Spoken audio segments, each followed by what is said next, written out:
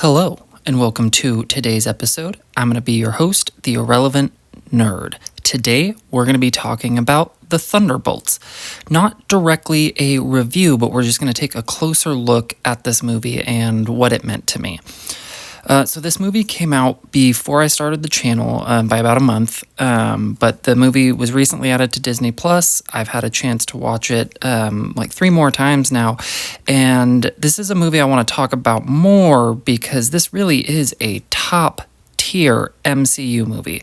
Possibly in my top 5 if I went back and reflected on my MCU ranking. I think it's 7, but if I go back and look at the list, I could easily see myself moving it up after I've had a chance to watch it a few more times. But let's go ahead. We'll just get right into the movie.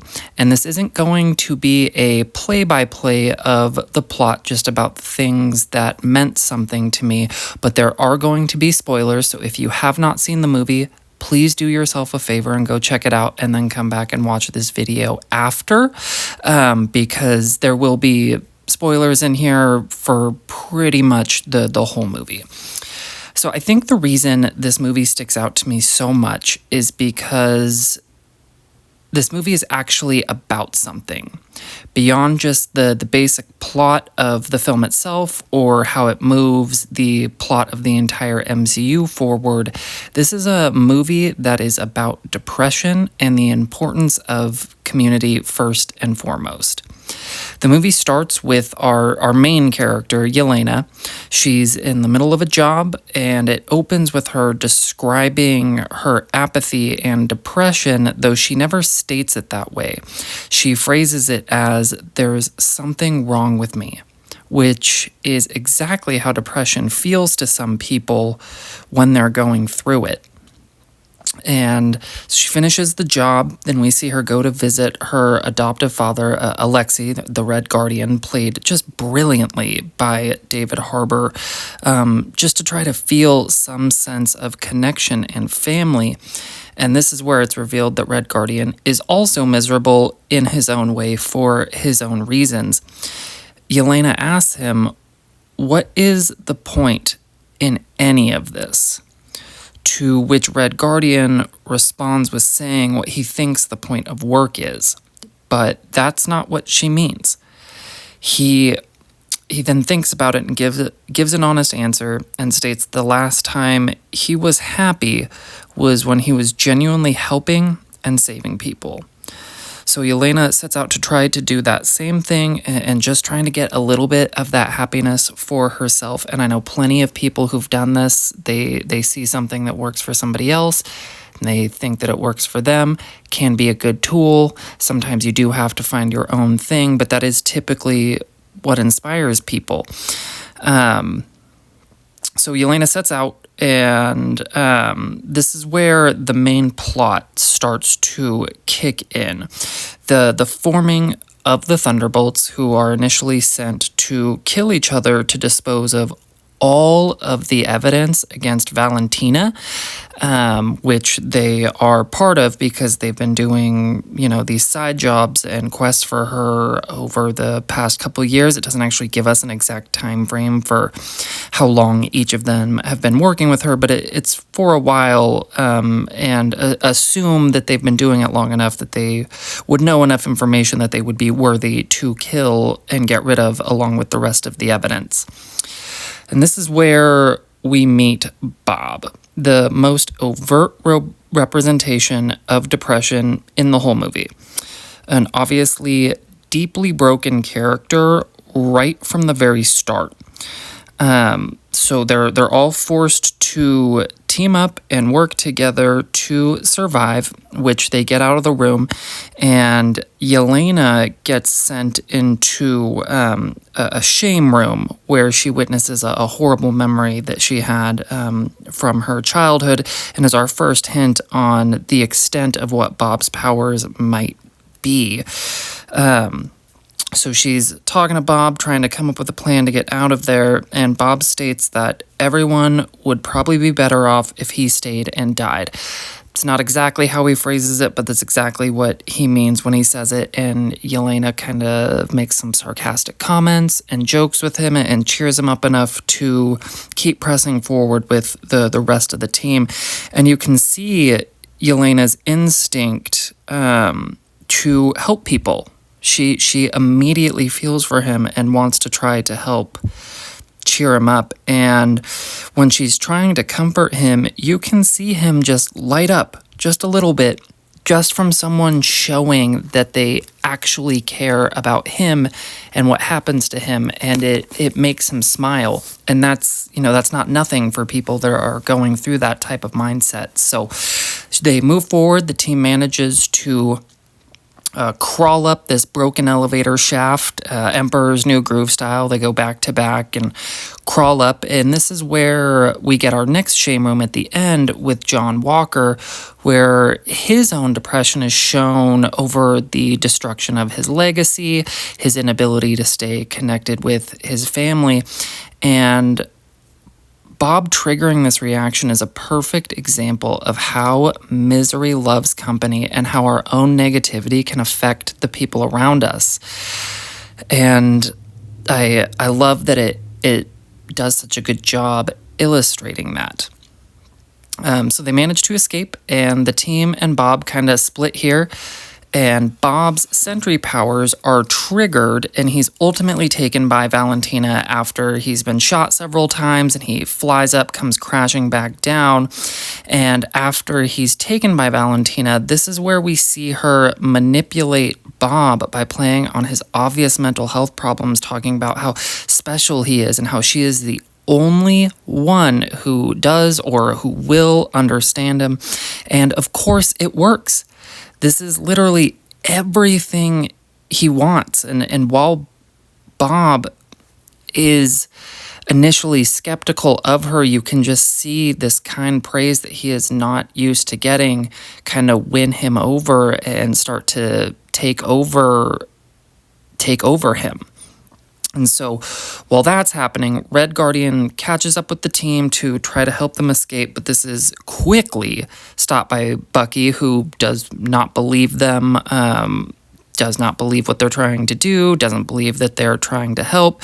And it's understandably so. These are all characters that were either villains, assassins, not typically the best of the best people. So I believe his skepticism is warranted. But of course, Bucky gets the information, joins the team, and this is just another member with a checkered past and many regrets, so he fits in perfectly with this group. They then make their way to New York to try to confront Valentina and rescue Bob, but unfortunately, by this point, Bob has given in to Valentina entirely. He lets his power get to him because for the first time, he matters. He is the most powerful person in the room, and he lets it hyperinflate his self-importance and his ego.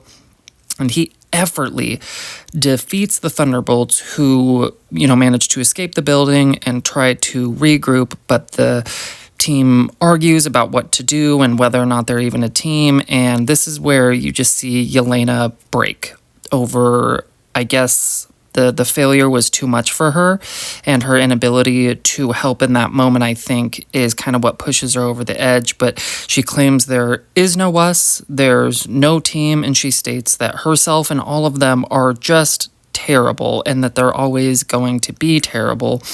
She turns and says to Alexei that she's not his daughter, and she turns and says to John Walker that his family knows that he's trash, and she's just trying to hurt people because hurt people hurt people. And there are several instances in this movie where I think they do a really good job illustrating that.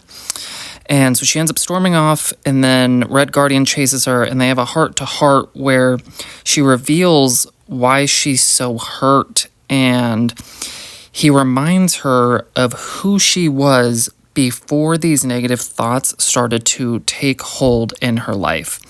She was kind, she lit up every room that she walked into, and she wanted to be the one who everyone can rely on. Like, it's her default is to help people, and it just demonstrates that to her core, despite what she's going through and despite everything she's done, that she is a good person.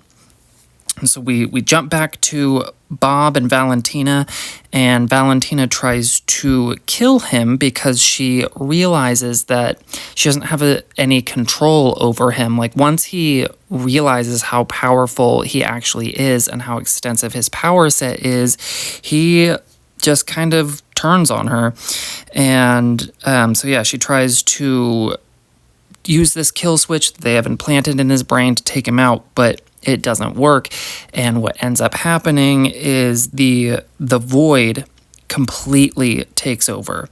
Just a being of uncontrolled darkness, and the darkness starts to spread immediately. He flies around and he is vaporizing people, including children, leaving nothing but like this, it's kind of like it looks like a burnt shadow. And it's just getting everyone. You see shadows popping up on the street, on the walls. It's spreading to every single corner that you can see. And so Yelena moves forward to try to confront the void, and she appears to be vaporized just like everybody else.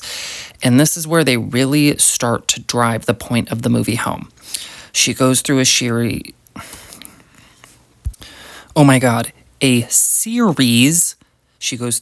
series of shame rooms where she is forced to relive, assumedly some of the worst memories from her entire life. But despite this, she doesn't let the darkness consume her. She presses forward to try to help Bob because to her core, that is who she is. She wants to help people. She eventually finds him trapped in his own shame room, and you can see the second that she steps into the room actually gets a little bit brighter. Like, the lighting picks up, and this calls back to what Alexi says about her. She gives Bob a little hope, and I think that same can be said for anybody who tries to reach out and help somebody who's in a dark spot, is you might be just that thing that makes everything a little bit brighter. And she ends up giving Bob just a little bit of hope. But of course, depression doesn't want to just go away. The darkness wants to win. The room starts to attack Yelena and Bob when the other members of the team manage to enter the room and save them. And then the whole team starts advancing through Bob's shame rooms until they encounter the void. And the void manages to completely neutralize the team by pinning them up against the wall with various objects around the room and provokes Bob into attacking him. And Bob does, he jumps on top of him, and he gets so angry. Like, he's getting angrier and angrier, and it kind of seems like he's gonna win because he's just beating the shit out of the void. But as he's giving in, you can, giving into his anger, you can see the darkness start to spread from his feet, and it's coming up his body, and it's trying to completely take over him because, this is what darkness and depression wants. It wants the angerness and bitterness to consume you because it becomes so easy. And if you give into it, it will consume you. And so Yelena manages to break free. She runs and she jumps onto Bob. She's not trying to talk him through it or yell at him or force him to move or anything like that. All she does is she hugs him and she says, "I'm here. You're not alone." And the rest of the team manages to break free, and then they come and hug Bob too. And that's all it takes, is a little bit of love and connection saves him, the whole team, and really the whole world from just being consumed by this darkness.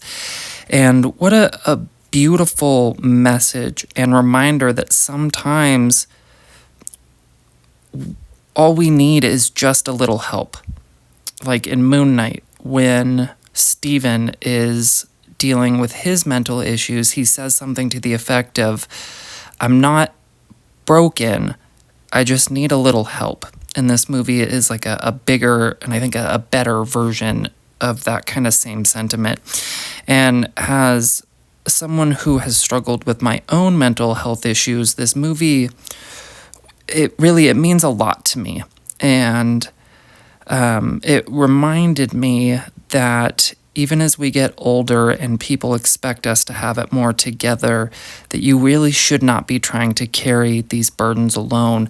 This is why we have each other. Like, humans are not meant to do any of this alone, and it is okay to ask for help.